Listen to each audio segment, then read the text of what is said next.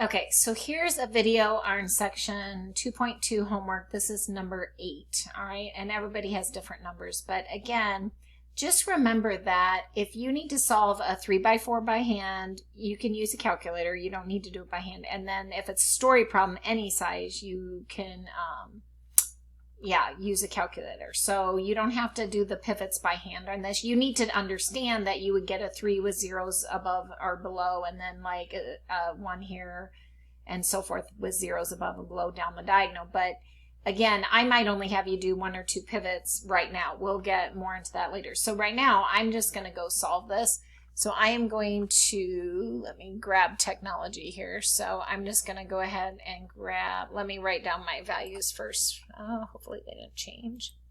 All right, so my matrix E is going to be 3, 4, -1, line 0, 4, -1, 2, line 1, and 7, 3, 1, 1. So I'm going to type those in my computer. So let me bring that over now. So I'll use this one, and I can do it on a TI too.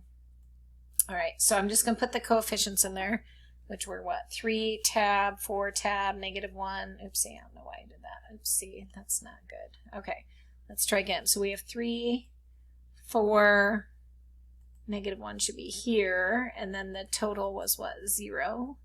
And then over here, I should have 4, the next one, -1, and then 2, and then 1, and then the last one is 7. So I'm just typing in the coefficient, 7, 3, 1, and then 1 is my total. Let me double check. So I have 3, 4, -1, answer 0, 4, -1, 2, answer 1, 7, 3, 1, 1. Okay, and I'm going to do reduce completely.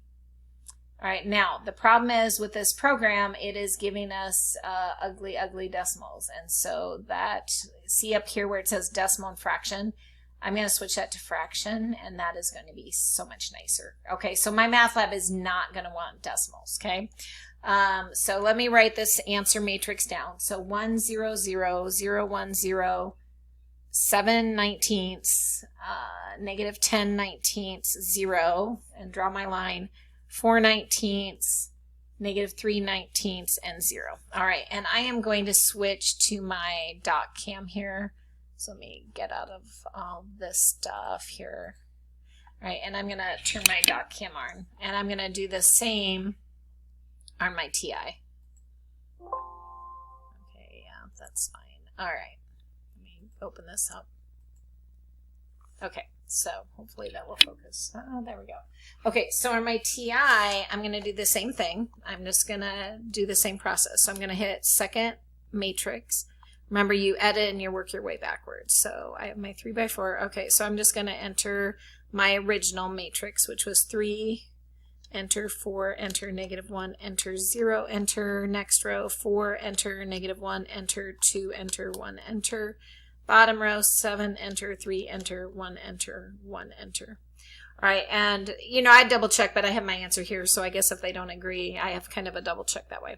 So I'm going to go to second quit and go back to second matrix, and I'm going to do math, and I'm going to go down to B to reduce rational form, and then go to second matrix again and pick my first matrix.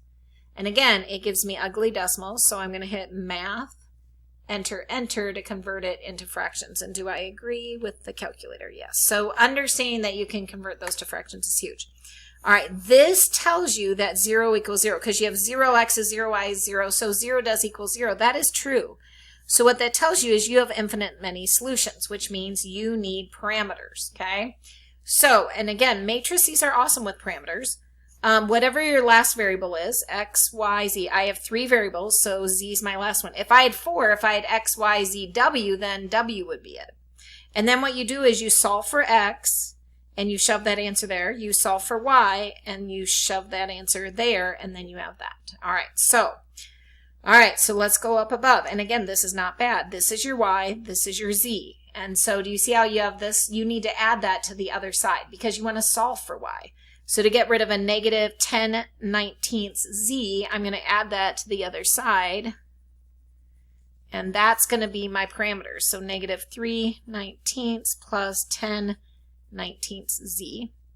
Same thing up here. This is my x. Well, I want to solve for my x. That's awesome because it's 1x, because that's what matrices will do. This is my z. So again, I want to bring that to the other side. To get rid of a positive, I'm going to subtract 7/19 z. So 4/19 minus 7/19 z. Now it's possible to write this as like 4 minus 7z all over 19, since you have a common denominator. And then, you know, like this. And you could turn it around if you want to. So if you don't want like -3 plus 10z over 19, you could always do like 10z minus 3 instead of -3. That's kind of up to you. All right, so the matricing makes it really easy to get parameters because you just bring that other thing to the other side. This one would be your x when you bring it over this side. This is your y when you bring it over to the other side. So, you know, not too bad. All right, hopefully I didn't x out of everything here. All right, let me go back. Where's my problem? Okay, so now I'm going to enter, so it looks like there are infinite many solutions, and they already put the z in there. So I'm going to do the big fraction thing. So where's my fraction? So I'm going to do that -3 plus 10z. So -3 plus 10z all over, what was my common denominator, 19? And then I'm going to go to my other one, and again, just use a big fraction and have 4 minus 7z, so 4 minus 7z all over 19. And then I'm going to cross my fingers and pray that I'm right.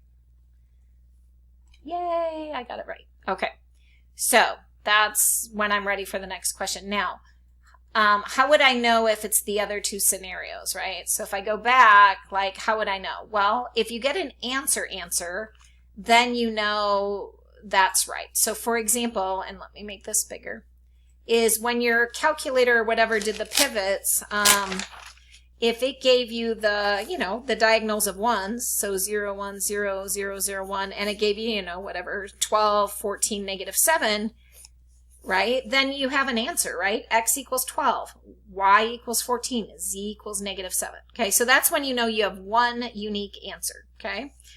What happened to us is we got a row of zeros, which means that's kind of a problem, right? Like that's infinite many solutions, especially when I have 3 variables up here. So say this is 1, 0, 0, 1, and then maybe like say this is a 2 and a 3, and maybe this is a 4 and an 8. I have 3 variables, but notice I don't have a 1 where z is, so that's a problem. So again, how do you get parameters? You write your last variable as your parameter. So since I have x, y, and z, z is my last one. You solve for y to get this guy. Well, and again, don't make this hard. This is your y plus z equals. So all you have to do is get rid of this plus 3z. So just subtract it. So 8 minus 3z.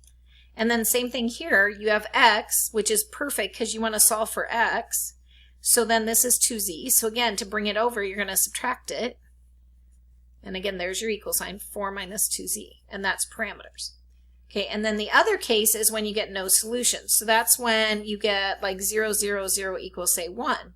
That's a false statement. 0 never equals 1. So that's when there's no solution, right? There's absolutely no answer that will work. All right, hopefully that helps you guys. If you have more questions, let me know.